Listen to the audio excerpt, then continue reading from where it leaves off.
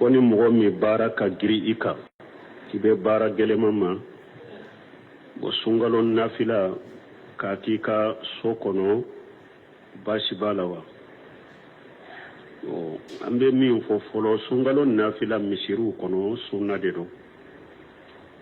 wajibi ye min ye kɔni safo salli baara gɛlɛyari ka cogo o cogo na safo salli misiri kɔnɔ o ye farda de i kan o safo kɔfɛ n'a ka gɛlɛ ma ka nafila salli misiri kɔnɔ sunna de ye o ye i bɛ se ka taa o salli i ka so kɔnɔ mais o n'a ta bɛ an bɛ min fɔ salihu tun bɛ min kɛ sunkalo kɔ la ni sunkalo ɲɛsira baara b'u bolo u b'u yɛrɛ lankolonya ka bɔ diɲɛ baara bɛɛ de ma ka sunkalo kɛ traité kalo ye an y'o de fɔ ka taa imamuna maliki salafu seibaw kana imamuna maliki ni sunkalo nana hadisa fɔli fiqhu fɔli a b'a bɛɛ bila de ka ɲɛsin kuranna kalan de ma ani nafilaw a bɛ derisu bɛɛ jɔ kuranna kalan imamuna safai sunkalo la a tun bɛ kuranna jigi siɲɛ 60 imamuna safai sunkalo la a bɛ kuranna jigi siɲɛ 60 salafu salihu tun b'o cogo de la amma har shehu sal fawzan kunun b'a kɛ ka lamɛn u y'a ɲininka ko sunkalo natɔ fule k'ali maamu dɔ bɛ ko u bɛ min kala safo la ani futuri ani fajiri salli minnu bɛ bange u bɛ kuranna yɔrɔ minnu kala olu la u b'u compter u ka tarawihi la pour u ka se ka kuranna dafa a ko nin ye ko kura de ye mɔgɔw bolo a ko sunkalo kɔni la a ko a dɔgɔyara cogo o cogo kuranna timme siɲɛ kelen a dɔgɔyara cogo o cogo kuranna kala i k'a fɔri ka taa a kun na ka taa awa laban a dɔgɔyara cogo o cogo kuranna jigi siɲɛ kelen shehu sal fawzan a ko olu yɛrɛ bɛnna u ka shehuw dɔ ma an'u ka limamuw dɔ ko sunkalo la u tun bɛ kuranna jigi siɲɛ 3 salliw la u bɛ don 4nan la a kalila kan ko wallahi a ye olu y'o sɔrɔ saudiya u ka shehuw bolo an'u ka limamuw bolo sunkalo la u bɛ kuranna kala ka fɔri siɲɛ 3 nafila la u bɛ don siɲɛ 4nan la sunkalo bɛ ban mais a ko sisan kuranna tɛ se ka dafa siɲɛ kelen hali a b'a dafa siɲɛ kelen min u b'a kole ɲɔgɔn na dɛ a ko nin ye farifaga ni fɛnw dɛ donc an bɛ min fɔ a tigi n'i bɛ se k'i ka baara fɛgɛya sunkalo kɔnɔna la traité de don salon sunkalo ye mɔgɔ caman sɔrɔ diɲɛ kɔnɔ ɲina sunkalo y'u sɔrɔ dugu jukɔrɔ aw hari bi a ma se a n'a seli cɛ min b'a ye ala yɛrɛ de b'o dɔn wala mɔgɔ kana fara t'o la an bɛ kɔnɔnandiya min kɛ a tigi ye baara gɛlɛman min n'i bɛ a la ni dɔw bɛ se ka bɔ baara fanga la pour i ka sunkalo so in ka kɛ a cogo la i ka nafila kɛ mɔgɔw nɔfɛ misiri la a cogo la o de ka ɲi dɛ traité de filɛ i bolo kalo kelen n'a tɛmɛna fo san wɛrɛ o san wɛrɛ min bɛna a bɛ e sɔrɔ cogo min ala de b'o dɔn min ye silamɛya sariya kɔni ka fa ɲɛ an y'a fɔ cogo min ka nafilaw kɛ misiriw kɔnɔ sunna de don wajibi ye farda in de i kɛra cogo cogo na farda salli ni mɔgɔ min ma se ka nafila in salli misiri kɔnɔ i b'a ka salli ka so kɔnɔ n'a y'a sɔrɔ a daruura de b'i la i tɛ se k'a kɛ a bɛ se ka salli so kɔnɔ mais a sallili kɔni de ka ɲi misiri kɔnɔ waaleykum salaam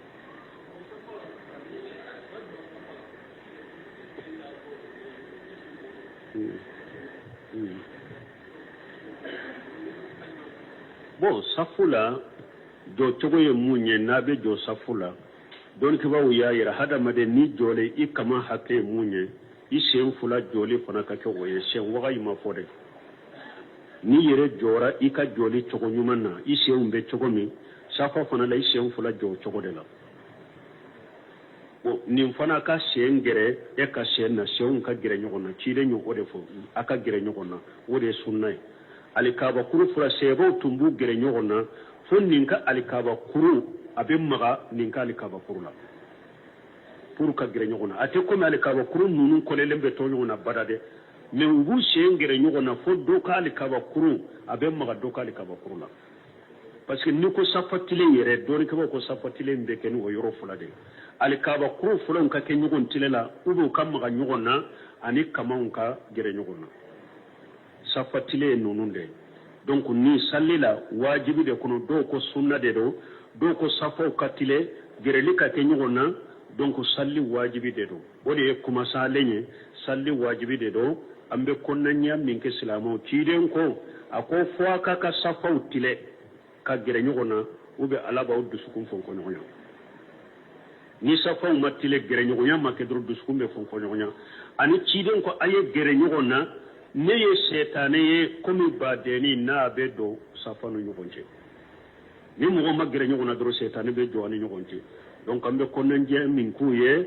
safau katile ani gereli ka ke nyugona seko hakebela wa alaikum salam bo ko woliju kore jumae abasoro ibas yabesika ke etanka dersu kalama kachaya sino woliju ye munye anyo faramfancha kosobe anka dersu la suratu yunus tafsir annana madommi ala qala inna awliya allah la khawfa alaihim wa la hum yahzanuna alladhina amanu wa kanu yattaqun ala yere de woliju fonye ala qali ala ka woliju ala ka bisinyo siranya tuye jorotuye yomal qiyamado me jondo ala ko alladhina amanu wa kanu yattaqun mo minni mu'miniye ibe siralanye ede woliju mu'mini be ala ka woliju alanye siranya baka be ala ka woliju aka mu'mini yaw anaka alanye siranya be nyogo nye chogo mi aka wolija kata ala mo be nyogo nyo chogo de la ciden ni ala ka woliju ciden ka seba be ala ka woliju silama nyuma be jiyan kono mu'minu be jiyan kono alanye siranya baka be jiyan kono be ala ka woliju woliju ate dambe ye koy kabila kote bonsen kote chinyete woliju yay mu'miniya de alanya siranya ni minyo woliju yan wore kata yerema mu'minite idalente alala idalente la garala ite sira alanye ibe ala soso ke ko ka woliju ya sera degere makwala te minani junubuye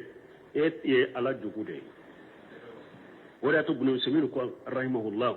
akon mo chama be jiyan kono sisa ko ba ko ala ka woliju akon nuru ka kuma ta tugo laje ko ka barake ta laje ibu sura ala ka jugu yere de do ube suru ala ka jugu yere de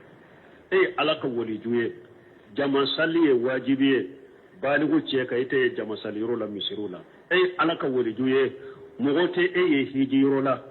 ala ka woliju ye mogote ye jakabola woliju sugu jumanye ala ka jugu yere de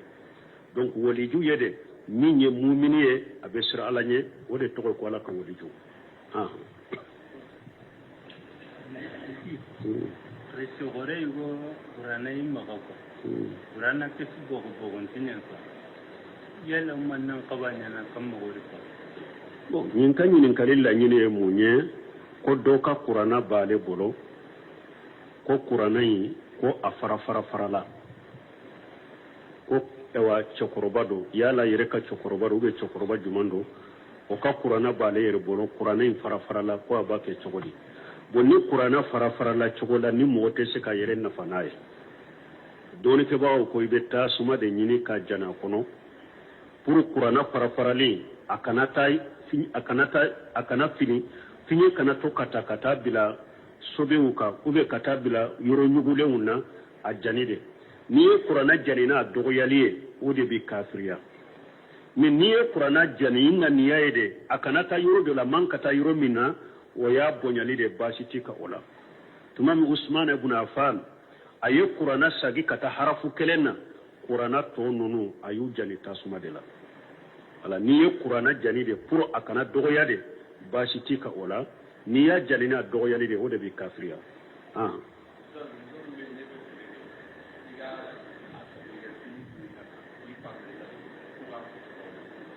kuka munke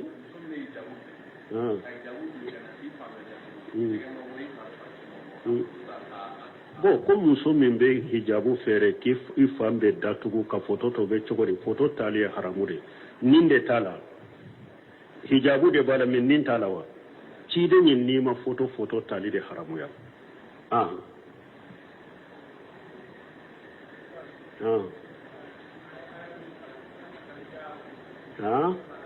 ah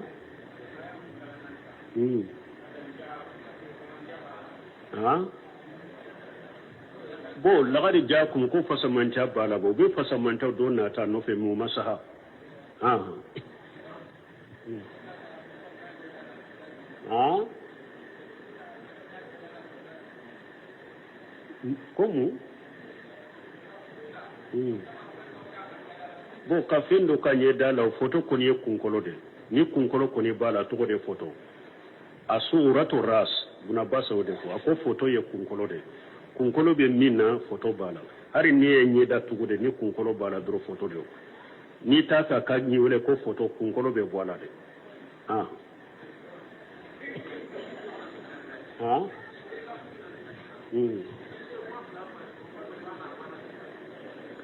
ko ni kafiri be tubi ibe sere kuma fula fuayete ube ba na mana fo tumi ali ibn abi talib chide ne drapeau dama kay barado akota iku kele fu ka sheria ka fo bato fe shite min bato chinya fo ala kelempen muhammadu alaka chide ni yen nin fo ala ye min wajibu kay ka bange wuye ala ni kafiri ye sere kuma fula fo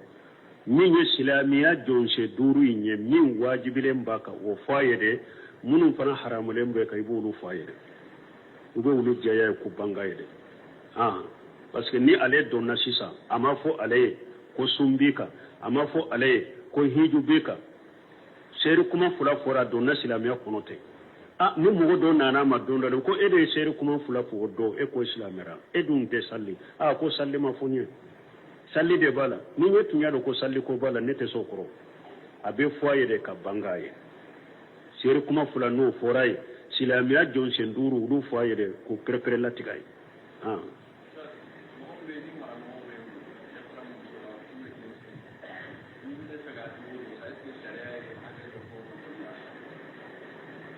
sharia ye hakke fo ko demisenu bugoli ni ba adabu sharia ye hakke fo alawa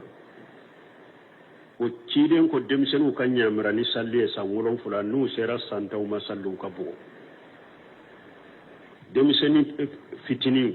fitini dugu bugoli min te bugoli kala bugoli te fenyaye bugoli bo hakli tinyare iba bilade na bora fen kalama ni be hara bugo akabo fen kalama uba kase santa bugoli fana ni ba ke adabu bugoli fana ni silamiya sariyate ciden ko bugoli kana teme busanya tanna harisa do nana ola bugoli ni silamiya sariya de ma hakke fo ka haddu fo ni be mogo bugoni adabu de akana teme busanya tanna ewa bugo chogo fana kado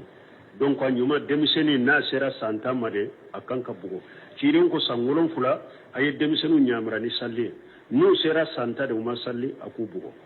ah وعليكم السلام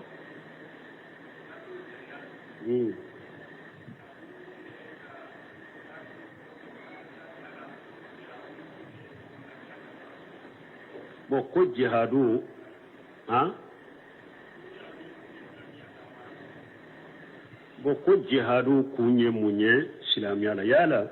jihadu kunye de ka keleke kafir be kabo kafiriya kabo jiyan kono wa jiyan ka to silamiya damaye ube jihadu kore mune jihadu la nyini chide nyafo tumami uko arajulu yuqatilu saja'atan wa rajulu yuqatilu hamiyatan wa rajulu yuqatilu riya ayu jalika fi sabilillah chide ko man qatala litakuna kalimatullahi hiya al-ulya fa huwa fi sabilillah jihadu madabo ko ka kafiriya bo dugu kolo kade jihadu madabo o kama ala ye jinya da kari janna da ka jannaba da de kafiri te se ka bo jiyan kono mushriki te se ka bo jiyan kono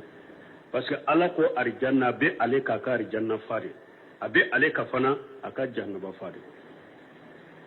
fa minkum kafiru wa minkum mu'min ala yode ala de masayna ya auda fa minkum kafiru wa minkum mu'minu kafiru bi aula mu'minu bi aula me jihadi kunye munye jihadu kunye de jiya kono fanga ka soro silama de bolo silama de ka be mara ka fanga ka soro beka hari ni ye kafiriye aka soro silama de bi mara silama de ka fanga bika kuma be silama de bolo ika jihadu koro ninde silama ka ewa jiya kafiri be sanfela soro kuma kana soro kafiro emaye yahudani nasara ni fanga banna sera silama jihadu be yahudani nasara ambu wele kana silamiya made nu sonna silamiya ma afule nu ko ante do silamiya la bo amba fo sisa nate do silamiya la abe to aka kafiriya ka me abe ni songo de silamaw de ba umara abe ni songo de silamaw ma ni yahudani nasara mi sonna nimma anta kele amba toye aba kan ni songo de silamaw de kan mara baka ni uye ko min ke una na kiri tiga an silamaw fe ambe qur'ana kiri de boluka nu yere yu ka kiri min tigu yere fu ma shamma u ka ko du bolo ne nu na kiri tiga an fe silama kiri de be boluka o be silamaw de kan mara kono donc kaira min yes e wa jihadu e amana ko ka kafira bo dugu kolo kare jihadu mana yede fanga ka soro silamaw de bolo dugu kolo ka dugu koro mara ka soro silamaw de bolo ka soro kafiru be de me silamaw de bu mara ko nyana bolo ni kelemani marali ni nyemaya o be silamaw de bolo jihadu kunye ninde pour kafiru kana kun korota silamiyaka usariya kanata silamiyaka silamiya de ka be mara silamiya sariya de ka soro beka jihadu kunye ninde awa ala yen ninke jamakulu sabayne tuma mu ye barake ni qur'ana ye ka barake ni ciden ka sunna ye kuma nyini no fe togomi ni tumbe jamakulu sabayin bolo du kolo mara tumbe wulu de bolo sebaw tabinaw tilela du kolo mara tumbe wulu de bolo fanga be wulu de bolo ko de ya to ko haruna rashidi tilela ni kabanugo ewa temena la bolito abafo kabanugo yuro min kadiye jiya kono tay ka jiboye mais ce n'est que femme be sene atanna beta kana dinne de maya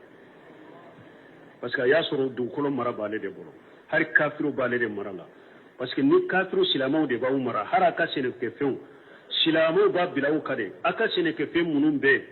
awa kononto tanna silama ya do tado aba faranyo ga kana dama o be de silamaw ka baitul mali de kono silama de taye awa kan ni songo fana sangusa aba kan ni songo faranyo ka abe nanu ye haruna rashidi nit kaba no temena la ba fu yoro min kare ti ji boye cene ke femmin be boni ya tanna bina ne soroya wala silamiya kunye jahadu kunye ninde silamiya de ka be sanfe la soro lu de ka be mara ulu de ka soro be sanfe kafiru ka soro ka mara de la uju koro litakuna kalimatullahi hiya al-uliya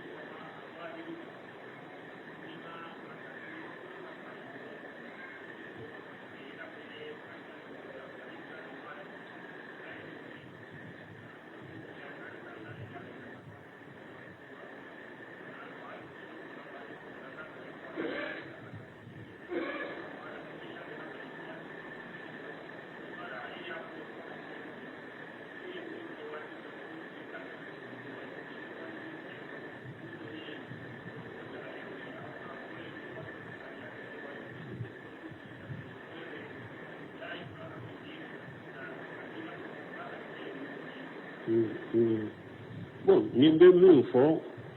wakati surunya koso ukaddu mana hadisa min nana umritu an uqatilu an-nas hatta yashhadu an la ilaha illallah wa anna muhammadar rasulullah wa iqami as-salah wa ita'i zakah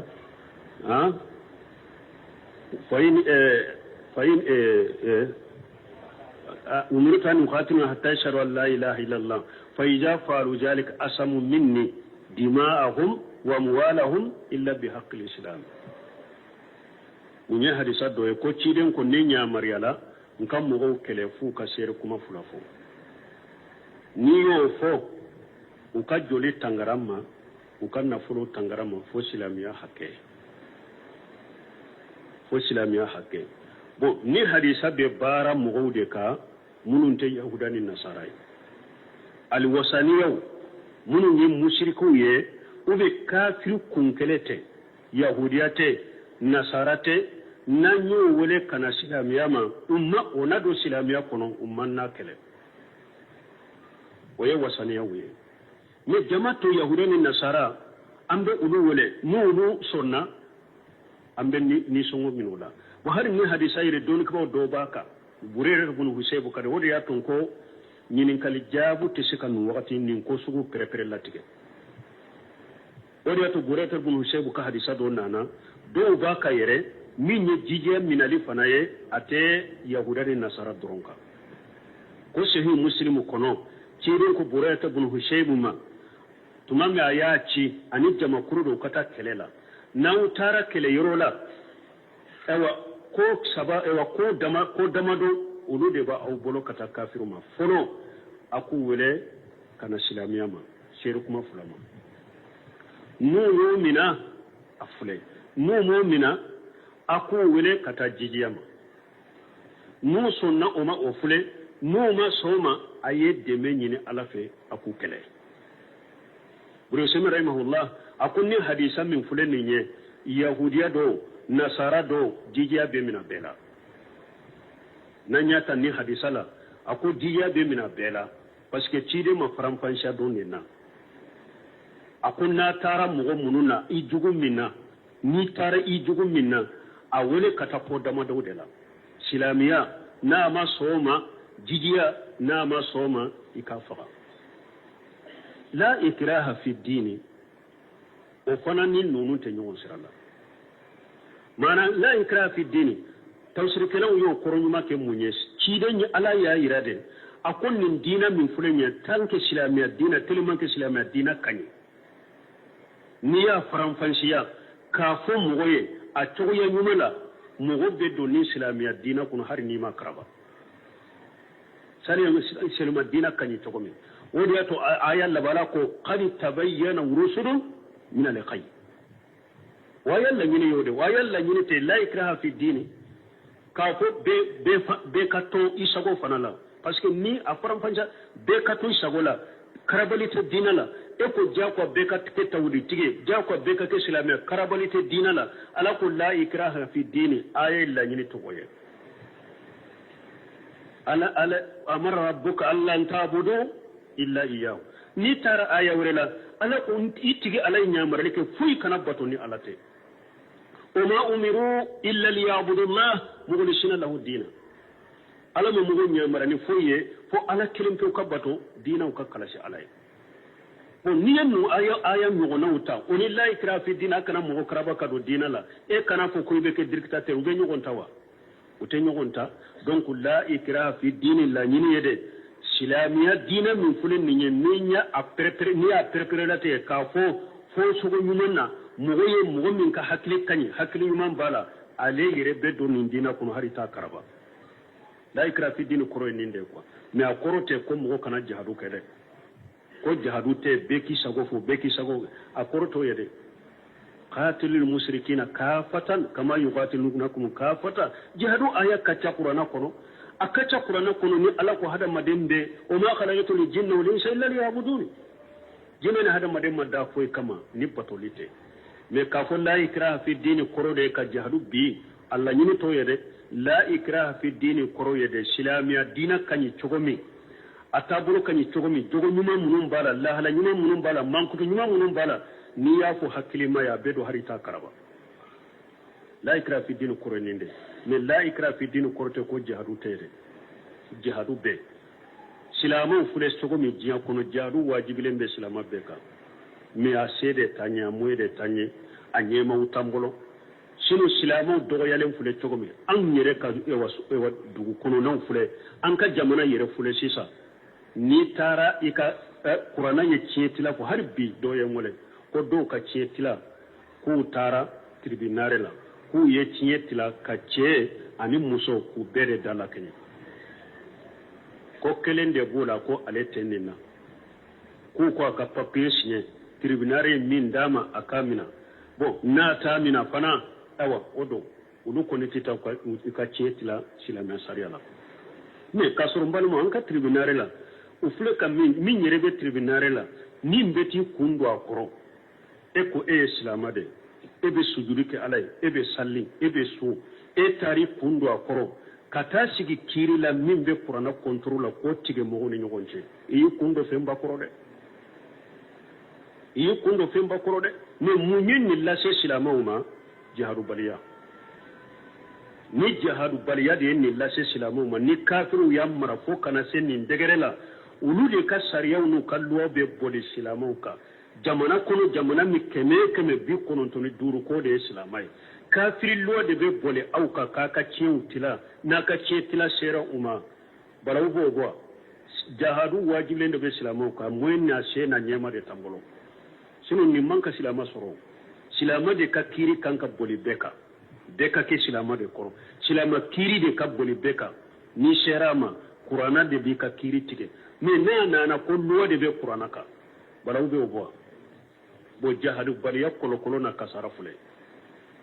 jahadu baliya yere kolokolo na ka kasara fule parce que ni jahadu make dugu kolo kala ninde be ke kafiru jabe fariya kata silama mani silamiya kafiru bu yere korta silamiya kare kafiru benu kan yaman be bo silamiya ka wodi ya to jahadu na ninde kana ke jiyan kono kafiru akasoro kafiru de be sira silamau ni silamiyai akasoro silamiya de be kafiru ka akasoro silamiya ka sariya de be bole kafiru ka na kana soro kafiri ka silamiya sampela soro jihadu kunye ninde ne la ikra fana korote ko jihadu te de aya ni jihadu ka aya ni aya wure munun na qur'ana kono ka fo la ikra jihadu ta kana mo jako ka do dina la ko kele unte سبحانك اللهم ربنا بحمدك أشهد أن لا إله إلا أنت أستغفرك وأتوب إليك woni mogo mi bara ka giri ika ibe bara gelema ma bo sungalo nafila ka kika sokono bashi balawa o ambe mi fo folo sungalo nafila mishiru kono sunna de do wajibi e minye koni safo salli bara gele yari ka chogo na safo salli mishiru kono woye farda de ika o safo kofe na ka gelima kan nafila salli misiri kono sunna de yoye ibe se ka tawo salli ikaso kono me ona ta be ambe min fo saraf salihu tumbe min ko nke sungalo kola ni sungalo na nyesira bara bu bolo ubu yire lankono nya kabo jiya bara bedema ka sungalo ke treti kanoy anyo de fo kata imamu na malik salafu seybo kana imamu na maliki ni sungalo nana hadisa foli fiqhu foli aba be bilade kanye se qur'ana kalande ma ani nafilaw abe derisu bejo qur'ana kala imamu na safai